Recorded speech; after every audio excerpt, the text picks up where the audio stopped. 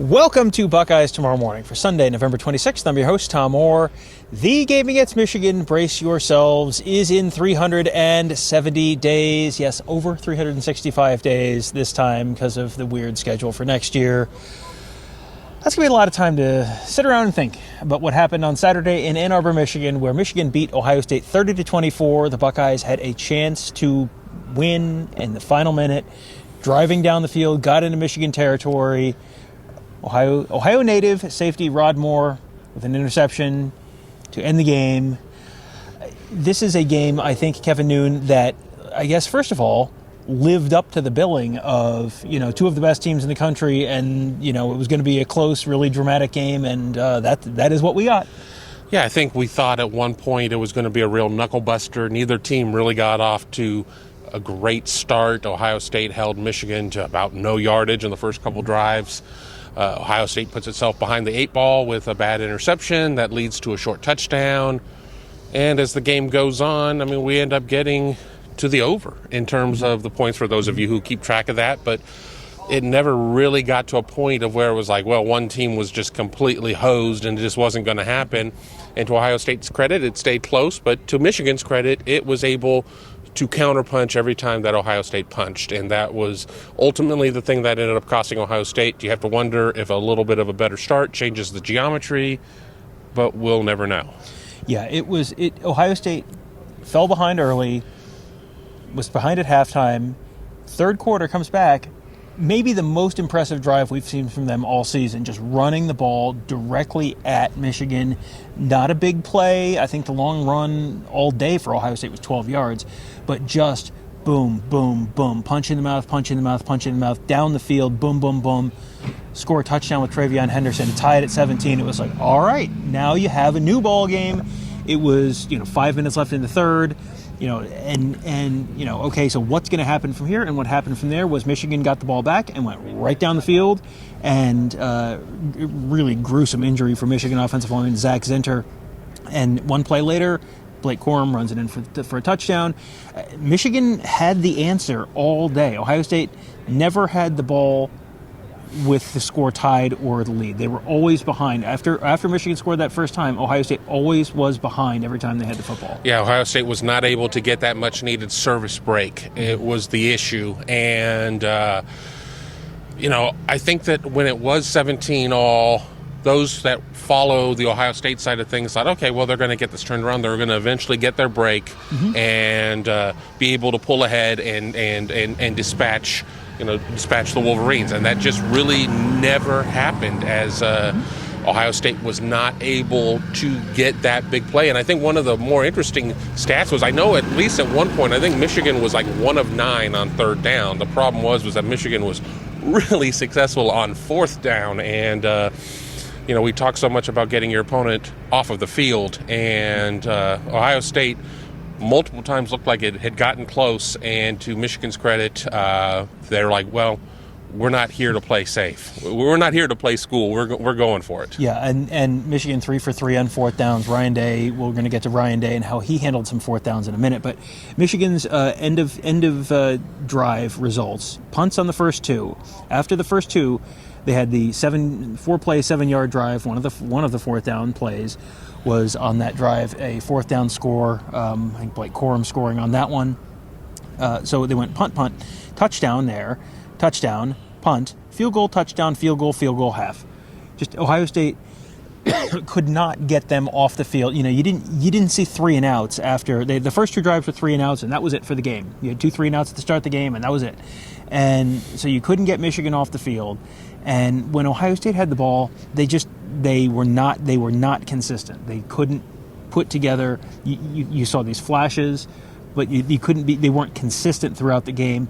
And Sherrone Moore talked in his postgame about the fact that he had told the guys, we're going to be aggressive. We are going to go for it on fourth downs, and they did. They were 3 for 3 on fourth downs.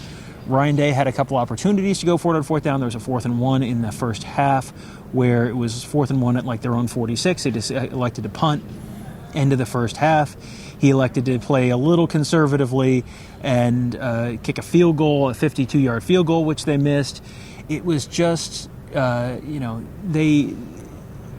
there was always a lot of talk about how aggressive they're going to be, and there was talk on the Ohio State sideline and action on the Michigan sideline. We were all prepared to see the Ryan Day that called the game against UGA in the Peach Bowl swinging and swinging and swinging and swinging, and we never saw that. We never saw that come out. And for Ohio State, you can have your Michigan period, every practice that you've got, you can have the clock in the Woody and everything else, but did we see them do anything?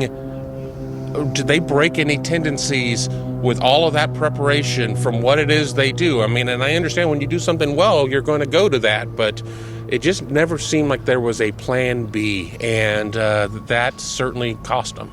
Yeah, it was just a game where you knew coming in, this is a game where someone makes the big mistake, and maybe it's a defensive back that falls down, maybe it's a coach that makes the wrong call, maybe it's an interception. In this case, it was an interception at the end that was the deciding factor in the game.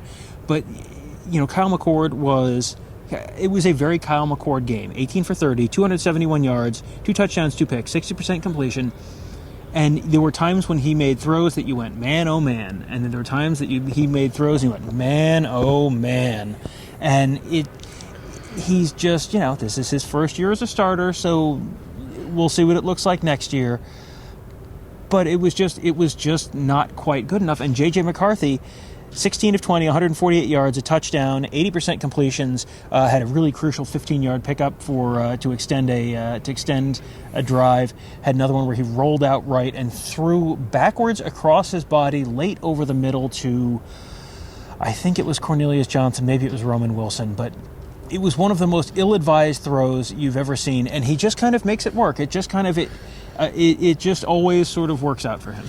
Yeah, we were watching the Oregon game on Friday night, and Bo Nix had a couple of those throws. And, Bo Nix is probably your Heisman winner, in my opinion. And, you see JJ have one of those throws, and in most universes, those types of throws are never rewarded. But in this universe, it was. And, yeah, it was just, those interceptions certainly, you give Michigan a taste of success at the beginning of the game, and you never really get to that point of where you have, those 3 and outs, and then obviously they could have survived that one, but they couldn't survive the one at the end.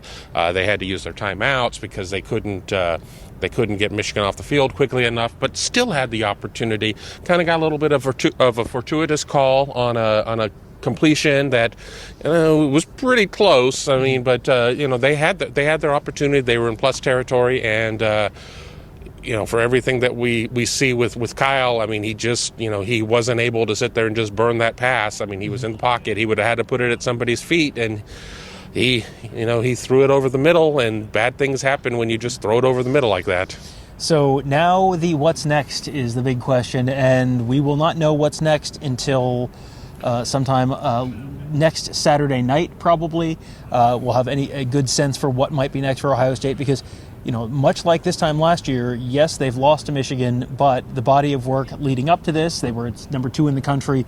You had a road game against number 3 that went down to the final 30 seconds, 40 seconds, whatever it was. And I think, I don't know how far the committee drops them. It would not shock me if the committee did not drop them out of the top 4, and then it's a matter of, do people jump them? Right. We're going to have plenty of time to talk about that this week, but I think there are people who are saying, well, that's it. That's the end of the Ohio State football season. And I don't think that's necessarily true. I don't, they need some help, certainly, at this point.